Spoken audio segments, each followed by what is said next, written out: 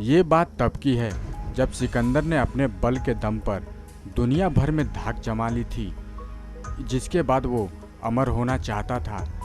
उसने पता लगाया कि कहीं ऐसा जल है जिसे पीने से व्यक्ति अमर हो सकता है। सिकंदर उस जल की तलाश में निकल पड़ा।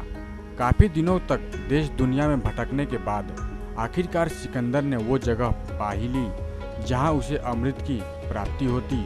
वो उस गुफा में प्रवेश कर गया जहाँ अमृत का झरना था। उसकी खुशी का ठिकाना नहीं रहा। उसे विश्वास नहीं हो रहा था कि जिस चीज़ के पाने के लिए वो वर्षों से सोच रहा था, वही अमृत जल कलकल करके उसके सामने बह रहा था। उसने जल पीने के लिए हाथ बढ़ाया ही था कि एक कौवे की आवाज़ आई। वो कौवा गुफा के अंदर ही बैठा था और कौवा जोर से बोला, ठहर, रुक जा, ये भूल मत करना।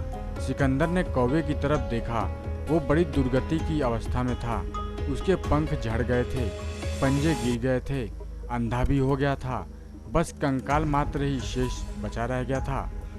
सिकंदर ने कहा, तू रोकने वाला कौन है? कौवे ने उत्तर दिया, मेरी कहानी सुन लो। मैं अमृत की तलाश में था और ये गुफा मुझे भी मिल गई थी। मैंने अमृत पी लिया, पर अब मैं मर नहीं सकता। लेकिन अब मैं मरना चाहता हूँ। देख लो मेरी हालत क्या है। एक बार मेरी ओर देख लो, फिर उसके बाद अगर इच्छा हो तो अवश्य अमृत पी लेना। अब मैं चिल्ला रहा हूँ, चीख रहा हूँ कि कोई मुझे मार डाले, लेकिन मुझे मारा नहीं जा सकता। अब प्रार्थना कर रहा हूँ परमात्मा से कि प्रभु मुझे मार डालो।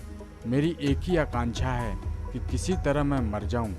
कौवे की ये बात सुनकर सिकंदर देर तक सोचता रहा और सोचने के बाद फिर बिना अमृत पिए चुपचाप गुफा के बाहर से वापस लौट गया। सिकंदर समझ चुका था कि जीवन का आनंद उस समय तक ही रहता है जब तक हम आनंद को भोगने की स्थिति में होते हैं।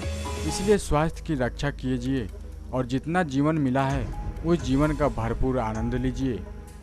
नेक्स्ट 9 न्यूज रूम से विनीत राय की रिपोर्ट।